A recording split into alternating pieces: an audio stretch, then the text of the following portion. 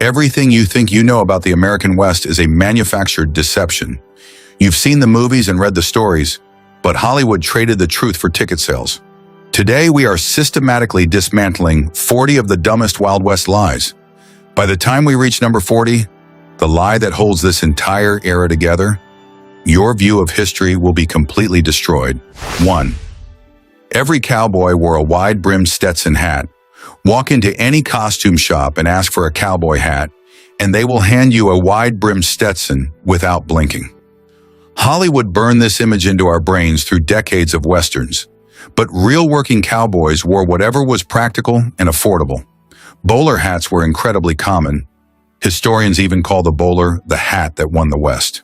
Flat caps, Civil War military surplus caps, and Mexican sombreros were everywhere too. The Stetson became popular later in the 1800s, but the dramatic movie silhouette was a studio costume decision, not history. 2. High noon gunfight duels happened all the time. Two gunslingers in the blazing midday sun, hands hovering over holsters, eyes locked, waiting. It is the most iconic scene in all of Western cinema, but formal, prearranged street duels were almost entirely non-existent. Historical records confirm only a tiny handful across the entire era. Real confrontations were sudden, chaotic, and over in seconds, starting in saloons, spilling into alleys, happening in darkness. Nobody stood in the open waiting to be shot. The term gunslinger was not even invented until the 1920s. The high noon duel is pure Hollywood theater. 3. Every cowboy carried a six-shooter on his hip at all times. Well, now every cowboy in every Western has a pistol strapped to his hip, ready to draw. The image feels less like fiction and more like historical fact. But for most working cowboys, carrying a pistol all day was impractical and often prohibited. Ranchers banned firearms on the job to prevent accidents. Pistols were heavy and unreliable. When cowboys did carry weapons, it was usually a rifle or shotgun for protecting the herd from wolves and mountain lions. A rope and branding iron mattered far more than any revolver on a real cattle drive. 4. Western towns were completely lawless and out of control. Every frontier town in the movies looks like a permanent war zone. Outlaws everywhere, shootings daily, nobody safe. But most real Western towns worked extremely hard to establish order quickly. Settlers wanted safe places to raise families and build businesses. Many towns required visitors to hand over firearms upon arrival. Even notorious places like Dodge City and Tombstone had functioning law enforcement and elected officials. Journalists and novelists loved exaggerating the chaos because dramatic stories sold more copies. Actual violent incidents were rare. The lawless frontier existed mostly in the imagination of writers. 5. Jesse James was a Robin Hood figure who helped the poor. The legend of Jesse James robbing from powerful railroads and sharing the proceeds with struggling farm families is one of the most beloved stories in American mythology, but the historical evidence does not support it at all. James targeted banks and trains, yes, but there is no credible record of him ever sharing stolen money with ordinary people. His gang committed brutal crimes and kept the profits. His Robin Hood image was carefully crafted with help from sympathetic newspaper editors. James was a violent criminal who gave people a story they wanted to believe. 6. Cowboys were all white American men. This is one of the most damaging distortions in all of Western history. The real cowboy workforce was remarkably diverse. After the Civil War, historians estimate that between 1/4 and 1/3 of all working cowboys were black men, many formerly enslaved and building new lives. A similar proportion were Hispanic vaqueros, whose herding techniques, equipment, and vocabulary formed the very foundation of cowboy culture. Words like lasso, bronco, rodeo, and mustang all come from Spanish. Native Americans and Chinese immigrants also worked the range. Hollywood simply erased them from the story. 7. The gunfight at the OK Corral happened inside the OK Corral. Almost everyone gets this specific detail completely wrong. The famous confrontation in Tombstone, Arizona, on October 26, 1881, did not happen inside the OK Corral. It took place in a narrow vacant lot beside a photography studio nearby. The whole thing lasted approximately 30 seconds. The name stuck because it sounded dramatic, and a heavily fictionalized biography of Wyatt Earp cemented it permanently in history books. The accurate name would be something like Brief Scuffle in a vacant lot near the OK Corral, but that was never going to sell books.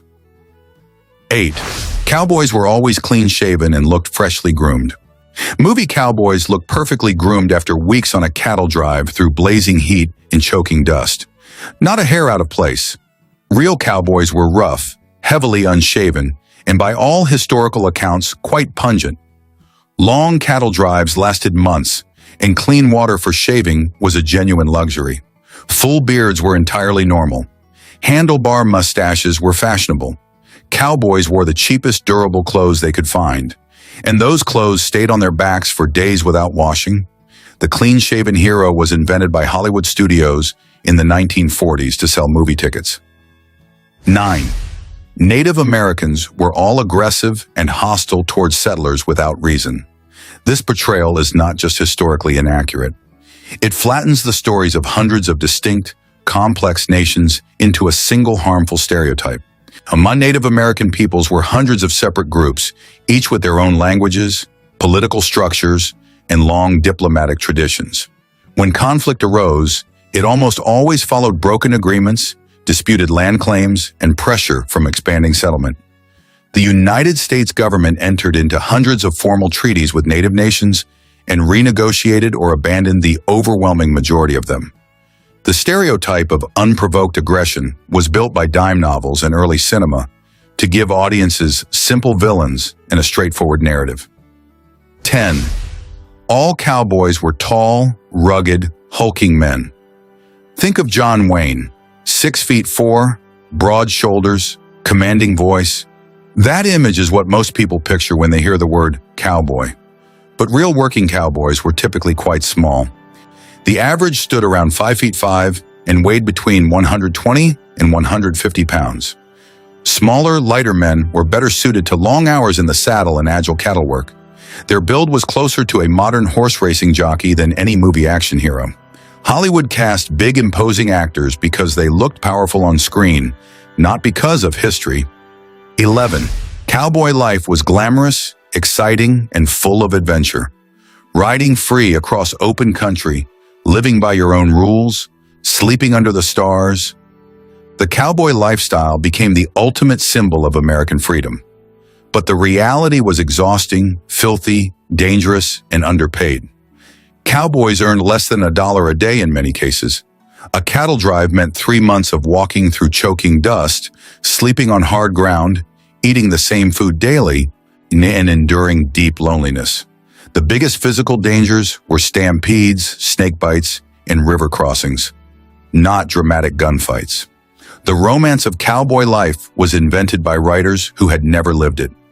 12. Sheriffs were almost always corrupt, cowardly, or useless. In nearly every Western, the sheriff is either working for the villain, too frightened to act, or simply incompetent until the lone hero saves the day. But many sheriffs and marshals of the real West were dedicated professionals doing genuinely difficult work. Towns hired lawmen because they wanted real peace and safety, not window dressing. Some figures like Wyatt Earp had complicated careers, but most lawmen were simply competent officials doing hard jobs in hard places. The corrupt, cowardly sheriff was a storytelling device designed to make the independent hero seem more necessary than the law itself. 13. Wyatt Earp was always a straightforward hero of the law. Wyatt Earp has become one of the most celebrated symbols of frontier justice and personal courage. But his actual career was far more complicated. He worked at various points as a lawman, gambler, saloon keeper, boxing promoter, and land speculator. His legend was built largely on self-promotion and a heavily fictionalized biography published near the end of his life. The confrontation at the OK Corral was genuinely controversial. Local opinion in Tombstone was divided on whether Earp was enforcing the law or settling a personal grudge. He spent his final years helping Hollywood shape his own myth. 14. Billy the Kid was a cold-blooded killer who took down dozens of men. Billy the Kid has been portrayed as one of the most prolific and dangerous figures in American history. a stone-cold criminal responsible for an almost uncountable number of lives. The actual historical record tells a far more modest story. Scholars debate the precise number of incidents he was involved in, and most place it in the single digits, with some of those occurring during the Lincoln County War, a genuine armed conflict between rival business factions in New Mexico that Billy was drawn into as a teenager. He was 21 when Sheriff Pat Garrett caught up with him in 1881. The legend outgrew the person by an enormous margin. 15. Train robberies happened constantly all across the West. Masked bandits dropping onto moving locomotives and making daring escapes with bags of cash, one of the most exciting images in Western cinema. But researchers estimate fewer than 1,000 train robberies took place across the entire United States between 1866 and 1910. That averages roughly 20 per year, and not all in the West. Bank robberies were even rarer. Famous outlaw gangs are celebrated precisely because they were exceptional, not routine. The train robbery became a permanent myth largely because of one enormously popular short film from 1903 called The Great Train Robbery. 16. Saloon brawls were wild, chair-smashing, bottle-breaking free-for-alls. Every Western saloon fight involves chairs splintering, bottles flying, and people crashing through windows. Spectacular chaos.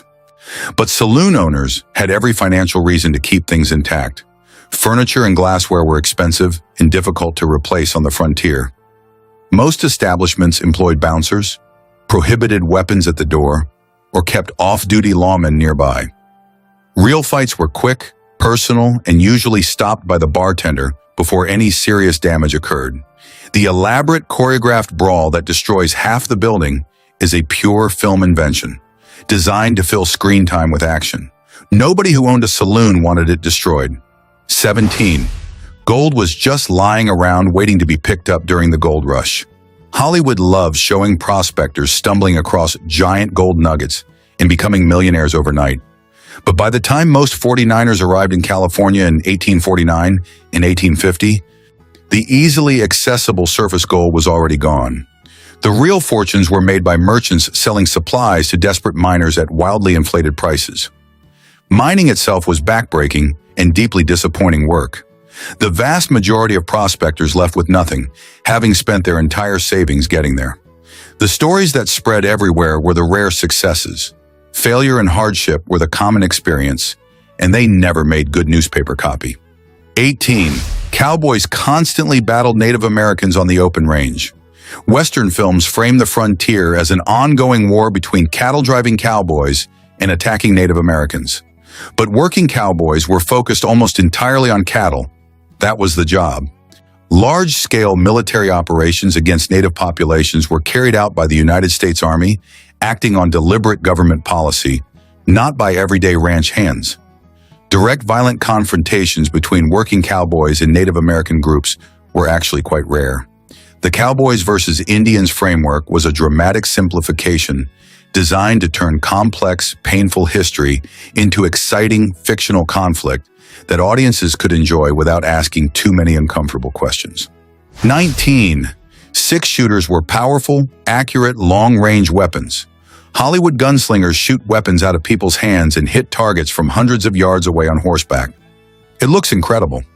Early revolvers were effective only at very short ranges, roughly 50 feet under ideal conditions.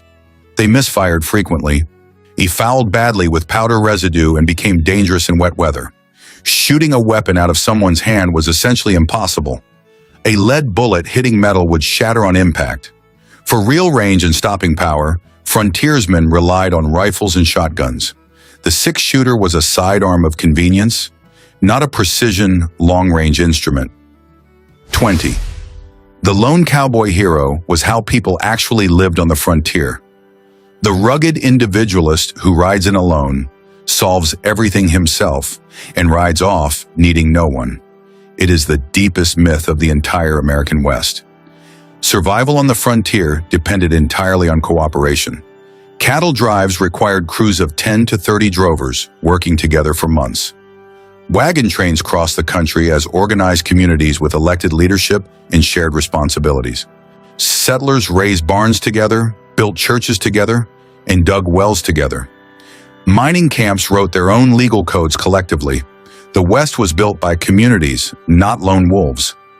The solo hero is a wonderful story and almost entirely fiction. 21. Buffalo Bill's Wild West show accurately portrayed frontier life. Buffalo Bill Cody's touring Wild West show drew enormous crowds across America and Europe. Queen Victoria attended a performance. It shaped how the world understood the American frontier. But it was theatrical entertainment, not history. Cody staged dramatized battle reenactments, presented Native American performers in roles designed to confirm existing stereotypes, and offered a version of Western history arranged purely for audience excitement. Native performers, including Sitting Bull briefly, presented their own culture as spectacle for audiences who had benefited from its destruction. The show was spectacular, wildly popular, and historically misleading at almost every single turn. 22. Vigilante justice in the Wild West was always noble and righteous. Western stories love the scene of honest citizens banding together to deliver justice when the legal system fails. Swift, clean, morally satisfying. But vigilance committees were frequently anything but noble. They operated without due process, held proceedings that barely qualified as hearings, and regularly reached swift final verdicts with no meaningful appeal. The San Francisco Committee of Vigilance in 1856 had over 6,000 members, removed elected officials by force, and enacted entirely outside established law. Personal grudges, prejudice, and mob momentum shaped many of these actions. The line between concerned citizens and an out-of-control crowd was very, very thin. 23. Horses were the only way to get around in the Wild West. The lone rider on horseback crossing vast open plains implies horses were the universal mode of transport for everyone, everywhere, always. But by the late 1800s, railroads had transformed travel across the West entirely. The Transcontinental Railroad was completed in 1869, and rail networks spread rapidly to even remote territories. Stagecoach lines ran regular scheduled routes. Mule-drawn wagons moved heavy freight. In established towns, people simply walked. Horses were essential for ranch work and remote travel, but the image of every Westerner on horseback ignores the massive industrial transportation revolution happening at the exact same time. 24. Women played no important role in the Wild West. The Western genre gave us a very narrow cast of female characters. Saloon singers, farmers' wives, damsels needing rescue. Real women of the West did everything. Stagecoach Mary Fields became the first African-American woman to carry United States mail, never missing a delivery through brutal Montana winters. Annie Oakley and Calamity Jane were celebrated sharpshooters who outperformed most men. Women filed roughly 1/3 of all Homestead Act land claims. Charlotte Parkhurst drove stagecoaches for years dressed as a man and may have been among the first women to vote in California. History just rarely told their stories. 25. The white hat hero and black hat villain code came from the Old West itself. This color-coded moral system feels like something real cowboys and outlaws actually lived by. So ingrained it made its way naturally into film. It was invented by filmmakers. In the black and white films of the 1920s through 1940s, directors needed audiences to instantly identify heroes and villains in fast-moving scenes. Contrasting hat colors were a simple, effective visual solution. Real cowboys chose hats based on personal taste and what they could afford. Nobody picked a black hat because they felt villainous that day. The code was a filmmaking tool that audiences eventually mistook for historical reality. 26. Cowboys always owned their horses and formed deep personal bonds with them. And the cowboy and his horse, loyal companions trusting each other with their lives, is one of the most emotional images in Western storytelling. But most working cowboys did not own the horses they rode. Horses were expensive ranch assets loaned to employees for their work. Cowboys might ride several different horses across a single cattle drive, rotating animals to prevent exhaustion. Horses were chosen for practical qualities: toughness, stamina, agility, not personality. The deep personal bond between cowboy and horse was a storytelling device designed to make audiences care, not a description of real ranch employment. 27. Wild Bill Hickok was the most dangerous gunfighter who ever lived. James Butler Hickok is regularly described as the greatest and most feared frontiersman in American history. A man so dangerous, serious outlaws refused to face him. Hickok was certainly skilled and had a genuine reputation built on real events. But his legendary career was constructed largely on exaggeration, generated by journalists who found dramatic Wild Bill stories sold papers far better than accurate ones. His documented confrontations were actually few. He passed away shot from behind at a poker table in Deadwood in 1876. An ordinary moment turned into another piece of enduring frontier folklore. 28. Doc Holliday was primarily a feared gunfighter. Doc Holliday is remembered as one of the most dangerous and mysterious gunfighters of the Wild West. A deadly pale-faced pistolier with terrifying calm. John Henry Holliday was actually a dentist. He earned his degree from the Pennsylvania College of Dental Surgery in 1872. Tuberculosis, developed shortly after graduating, made maintaining a dental practice impossible, so he became a gambler and drifter, moving between dry-warm climates. His reputation as a gunfighter was heavily exaggerated by dime novels. He passed away in a Colorado sanitarium in 1887 at 36. A sick, restless man, not a mythic killer.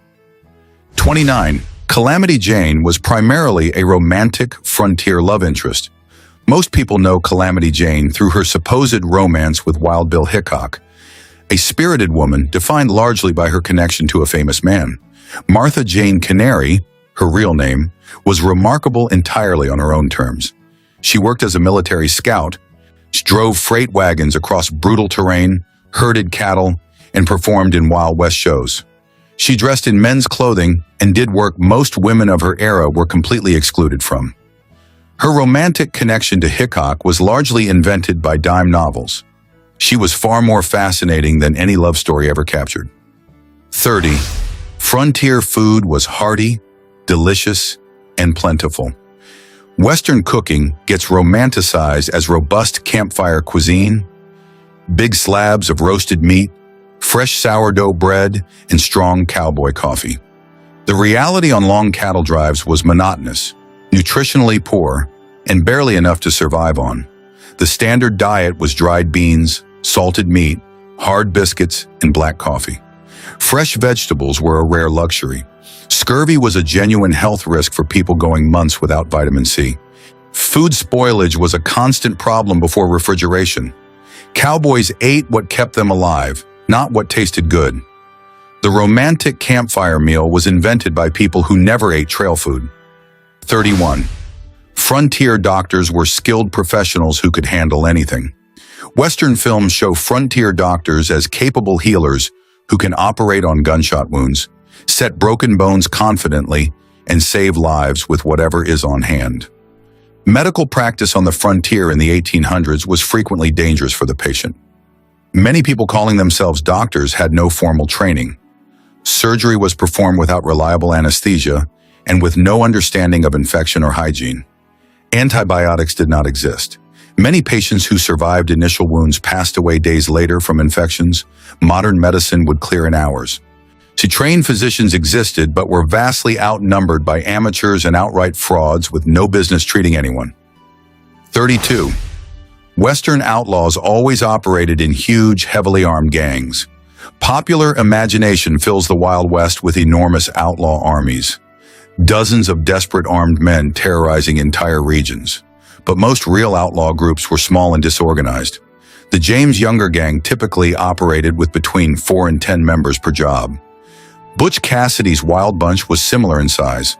Large groups were logistically difficult, harder to hide, harder to feed, harder to divide money among, and far easier for law enforcement to track. Most criminal activity was individual and opportunistic. Petty theft, cattle rustling, and card cheating. The massive, organized outlaw army existed mainly in dime novels and movie posters. 33. Native Americans were all one unified group sharing a single culture. Western films present Native Americans as a single interchangeable group. Same culture, same language, same role in someone else's story. In reality, there were hundreds of distinct native nations across North America, each with their own language, spiritual traditions, governance structures, art forms, and relationships with neighboring peoples. The Cherokee, Lakota Sioux, Apache, Comanche, Navajo, and Cheyenne were as culturally different from each other as the Spanish were from the Swedes. They held varied and often sophisticated relationships with settlers, including trade, diplomacy, and alliance alongside conflict. Treating hundreds of peoples as one made their individual histories far easier to overlook. 34. The Wild West lasted for most of the 19th century. People imagined the Wild West as a long defining era, stretching across most of American history in the 1800s. But historians generally place the actual peak period, major frontier expansion, long cattle drives, famous outlaws, significant land conflicts, within a window of roughly 30 years, from the end of the Civil War in 1865 to approximately 1890. By 1900, most of the West had functioning state governments, railroad networks, schools, and established law enforcement. Historian Frederick Jackson Turner declared the frontier officially closed in 1893. When 30 years of drama retold endlessly makes an era feel much longer than it was. 35. The cattle drive era was a centuries-long tradition of the American West. The great cattle drives across the open plains feel like a timeless tradition stretching back generations. The era of the long cattle drive actually lasted roughly from 1866 to 1886, approximately 20 years. The drives became possible because railroad networks created shipping points in Kansas and Missouri, where Texas cattle could reach eastern markets. When railroads pushed further south into Texas, the long drives became unnecessary overnight. Barbed wire, invented in 1874 and spreading rapidly through the 1880s, fenced off the open-range cattle drives depended on. 20 years of history could told so well it feels like forever. 36. The Pony Express was a long-running institution that defined the West. The Pony Express carries legendary status in American history, a symbol of speed, courage, and frontier communication that defined an era. It operated for exactly 19 months, from April 1860 to October 1861. The transcontinental telegraph line made it obsolete overnight. During those 19 months, roughly 80 riders carried mail along a nearly 2,000-mile route between Missouri and California. It was impressive, dangerous work, and it lost money from the very first day. The operating company went bankrupt shortly after it shut down. 19 months. It lasted about as long as a canceled television show, but the legend lasted forever. 37. The West was empty land that brave settlers were claiming for civilization. One of the most consequential myths of the Wild West era is that settlers arrived in vast, unclaimed territory, open wilderness waiting to be made productive by hard-working pioneers. The West was not empty. It was home to hundreds of native nations who had lived there for thousands of years, built complex societies, and maintained extensive trade and diplomatic networks across the continent. Federal expansion pushed into those territories through a combination of military pressure, treaty negotiations, forced relocations, and the rapid disappearance of shared food sources like the buffalo herds. The idea of empty land made a complicated chapter of history far simpler to tell and far simpler to celebrate. 38. Tumbleweeds have always been part of the Western landscape. Rolling tumbleweeds drifting across a dusty, deserted street, the single most universally recognized visual symbol of the American West. It appears in nearly every Western film ever made. Tumbleweeds are not native to North America. The most common variety, Russian thistle, was accidentally introduced into the United States in the 1870s, hidden inside a shipment of flaxseed imported from Russia. It spread rapidly as an invasive plant. Many famous Western towns were already fully established before a single tumbleweed rolled through their streets. Filmmakers adopted them because they looked dramatic and desolate on camera. The most iconic Wild West symbol is Russian. 39. The Wild West was uniquely American, and nothing like it existed anywhere else. There is a deep cultural belief that the Wild West was a singular, uniquely American experience. emerging only from American land, character, and the drive toward independence. But frontier experiences with remarkably similar elements: rapid settlement, displacing indigenous populations, resource rushes, rough justice in new communities, occurred in the same period in Australia, Canada, Argentina, Brazil, and South Africa. The Argentine gaucho, the Australian stockman, and the South African voortrekker faced strikingly parallel circumstances. What made the American Wild West unique was not the experience itself, but the extraordinary cultural machinery, dime novels, Wild West shows, and Hollywood, that turned it into worldwide mythology no other country came close to matching. 40. The Wild West was a simpler, more honest time when right and wrong were clear. This is the biggest lie of all, the one sitting underneath every other myth on this list holding them together. The real American West was morally complex, socially diverse, economically brutal, and politically contested at every level. Extraordinary courage and extraordinary cruelty existed side by side, often in the same people in the same week. Women built lives from scratch while being denied the right to vote. Men of dozens of races worked cattle drives together while facing brutal discrimination in the towns at the end of those drives. The Wild West was not simple. It was as complicated and as human as any period in all of recorded history. The myth of simplicity was created because simple stories are easier to sell and easier to live with. And there you have it. 40 of the biggest, most stubborn, most widely believed lies about the Wild West, finally called out for what they are. Which one surprised you the most? Was it the tumbleweeds being Russian? Doc Holliday being a dentist? The Pony Express lasting only 19 months? Drop your answer in the comments right now. We read every single one and we genuinely want to know. If this video opened your eyes to history you thought you already knew, hit that like button, subscribe if you have not already, and tap that notification bell so you never miss what we uncover next. This has been Lying Legends, and I will see you in the next video.